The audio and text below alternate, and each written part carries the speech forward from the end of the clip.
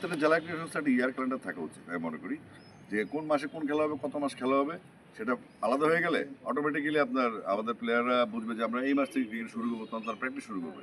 আর নারীদের জন্য যে বলতে একটা ইয়ার ক্যালেন্ডার সব জায়গায় লাগে, যেটা বিসিবিরও নেই, বাবুঘেরও নেই, কোনো জেলা ক্রীড়া সংস্থারও নেই, এমনকি ন্যাশনাল স্পোর্টস কাউন্সিলও নেই। আমরা সবসময় জোর দিচ্ছি যে জিনিসটা, সেটা হচ্ছে আপনার ইয়ার ক্যালেন্ডার করতে হবে। যে জেলা ক্রীড়া সংস্থা একটা কমিটি আছে, হয়তো পূর্ণাঙ্গ কমিটি একসময় আসবে, বাট ইয়ার ক্যালেন্ডারটা থাকবে সারা বছরের জন্য, এক যুগের জন্য, বা 10 বছর মেয়াদি, 5 বছর মেয়াদি। এতে হবে কি, কারোর সাথে কারো কোনো ক্ল্যাশ হবে না। ফুটবলাররা ফুটবল খেলবে, আমাদের ক্রিকেট গ্রাউন্ড নষ্ট হবে না। আবার ফুটবলের সময় আমরা ডিস্টার্ব করবো না, কিন্তু বিকল্প মাঠ খুঁজতে হবে, কোনো স্কুলের মাঠ, কোনো বড় কোনো কলেজের মাঠ বা পুলিশ লাইন মাঠ, যেখানে আমাদের সুবিধা হয়। কারণ আমাদের টুর্নামেন্ট চালাতে হবে, অনেকগুলো টুর্নামেন্ট আসছে বাচ্চাদের খেলা এনশিওর করার জন্য। যদি আমরা স্থায়ী উইকেট তৈরি করতে নাও পারি, আমরা সিনথেটিক টার্ফে খেলাটা কন্টিনিউ করতে পারবো। এবং সেখান থেকে আমরা এজ গ্রুপের যে প্ল্যানটা আছে আমাদের, প্রাইম ব্যাংক স্কুল টুর্নামেন্ট শুরু হচ্ছে, আর সেখানে আমরা টিম বাড়ানোর চিন্তায় আছি। এবং বাচ্চারা যেটা খেলবে তাদের যে টোটাল ডাটাবেস তৈরি হবে, কোনো প্লেয়ার হারিয়ে যাবে না। আমরা আগে দেখেছি গত 2 বছরে একজন ক্রিকেটে 400 রান করেছে, কিন্তু তাকে খুঁজে পাওয়া যাচ্ছে না। তো আমরা একটা টোটাল ডাটাবেস করবো, যেন এখান থেকে কোনো একটা প্লেয়ার এক ক্লিকে সবাইকে পাওয়া যাবে। হয়তো অনেকে রান করে, অনেকে উইকেট পায়, তারাই ফোকাসে থাকে। অনেক হয়তো রান করতে পারে না এবং উইকেট পায় না, কিন্তু সে ভালো মেধাবী ট্যালেন্টেড প্লেয়ার।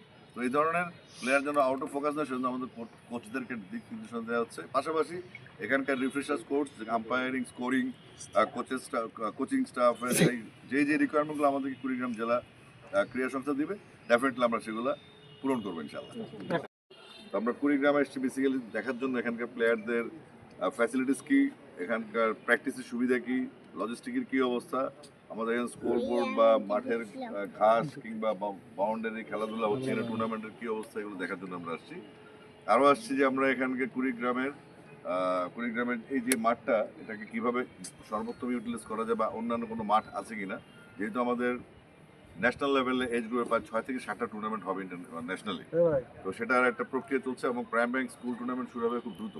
তো আমরা এজ লেভেলে যে 14, 16, 18 এই লেভেল থেকে আমরা যে ভেন্যুগুলো হবে, সেটা আমরা একটা পরিদর্শনের অংশ হিসেবে এটা আসছি। পাশাপাশি আমাদের ক্রিকেটারদের প্র্যাকটিস করার জন্য নেট ফ্যাসিলিটিস, রোলার, তারপর তাদের জিম ফ্যাসিলিটিস, তাদের যে টার্ফের ইস্যুসগুলো আছে, রোলারের ইস্যু আছে, তো সব ড্রেসিং রুমের ইস্যু আছে, সব কিছু মিলে আমরা একটা পর্যবেক্ষণে আসছি। এবং আমরা খুব র্যাপিড অ্যাকশনে যাওয়ার জন্য বেসিক্যালি এই সার্ভেগুলো করছি।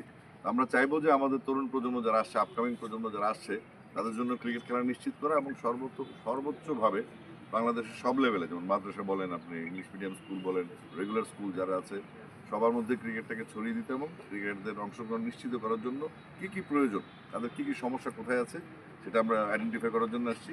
এবং এখানে জেলা ক্রীড়া সংস্থা যারা একটা কমিটির সদস্য আছেন, আমাদের সম্মানিত অতিরিক্ত জেলা প্রশাসক মহোদয় আছেন জেনারেল, তো তিনিও আছেন। আমরা এটা নিয়ে মত বিনিময় করবো একটু পরে। ইনশাল্লাহ আশা করছি আমরা যে পরিস্থিতি আমি দেখলাম ঘুরে ফিরে, আমাদের রংপুর বিভাগের ডিরেক্টর যিনি হাসানুজ্জামান সাহেব আছেন, আমরা একটা মোটামুটি প্রিপারেশন নিয়ে এসেছি। এবং কুড়িগ্রামের উন্নয়নের জন্য, কুড়িগ্রামের এজ লেভেলের জন্য, কুড়িগ্রামের প্লেয়ারদের এখান থেকে শুধু কুড়িগ্রাম খেলা না, কুড়িগ্রামের প্লেয়াররা যেন ন্যাশনালি সব দিক থেকে ফোকাসড হয়, সেটার জন্য কী কী ব্যবস্থা গ্রহণ করতে হবে সেটা। তো সেক্ষেত্রে আমাদের যেহেতু অতিরিক্ত জেলা প্রশাসক মহোদয় জেনারেল তিনি আছেন, ওনারও অবগতির জন্য জানাচ্ছি, সারা বাংলাদেশে একটাই সমস্যা, অ্যাফিলিয়েটেড টিম তারা অনেক আগে থেকে নিবন্ধিত, তারা নতুন টিমকে হয়তো অ্যাডভার্টাইজমেন্ট দেয় না। সেক্ষেত্রে আমাদের সেকেন্ড ডিভিশন বা কোয়ালিফাইং রাউন্ড ছাড়া আমাদের প্লেয়াররা খেলার সুযোগ পাবে না। আর আমাদের বিসিবির টোটাল রোডম্যাপ প্ল্যান হচ্ছে, আমরা 8 মাস আমাদের খেলোয়াড়দেরকে মাঠে রাখতে চাই, তাদের কী কী ফ্যাসিলিটি সেটা নিশ্চিত করতে চাই, এবং তাদের খেলার সুবিধার্থে তাদের টুর্নামেন্টে অতিরিক্ত ম্যাচ যেন খেলতে পারে। এক 2-3টে ম্যাচের জন্য সারা বছর প্র্যাকটিস করে, যেটা তাদের জন্য সাফিসিয়েন্ট না। তো আমরা চাচ্ছি যে তারা যেন 15টা থেকে 22টা ম্যাচ তারা খেলতে পারে রাউন্ড দ্য ইয়ার, এবং তারা যেন 8 মাস ক্রিকেটের মধ্যে থাকে, ক্রিকেট থেকে বিচ্যুত না হয়। সেজন্য আমরা আন্ডার-19-এর যে প্রসিডিউরগুলো আছে সেগুলো আমরা যথাযথভাবে মেনটেন করবো।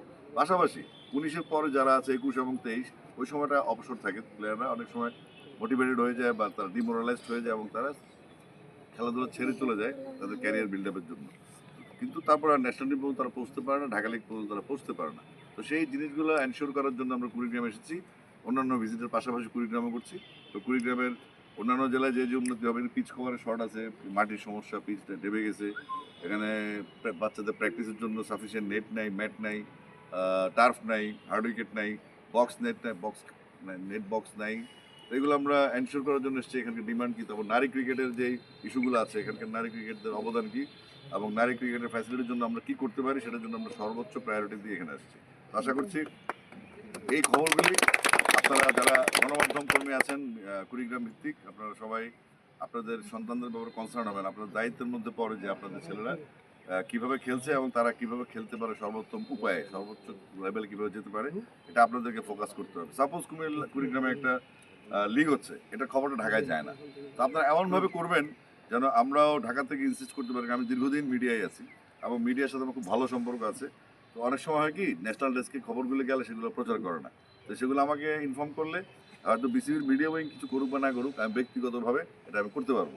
শুধু আমাকে আমাদের যে কাউন্সিলর, আমাদের বান্দরবানের এবং আমাদের মেম্বার সেক্রেটারি এজ গ্রুপের আরমানুল ইসলাম নয়ন এখানে আছে, তার সাথে টোটাল কানেক্টিভিটির মধ্যে থাকলে আমরা এগুলো এই ব্যবস্থা করতে পারবো। আমরা চাই কুড়িগ্রামের যারা এজ লেভেল খেলবে এবং সিনিয়র লেভেলে খেলবে এবং কুড়িগ্রামের টোটাল সর্বাঙ্গীন যে খেলাধুলাগুলি হয়, শুধু নট অনলি ক্রিকেট, আমরা চাই যেহেতু একটা স্টেডিয়াম আপনার অন্যান্য মাঠের হান্টিংয়ে থাকতে হবে এবং বর্ষাকালীন সময় যেটা উইকেটের সমস্যা হয়, পিচ কাভার অনেক সময় খেলা যায় না, সেক্ষেত্রে আমরা সিনথেটিক টার্ফ আনছি বিদেশ থেকে 150 মতো সিনথেটিক টার্ফ।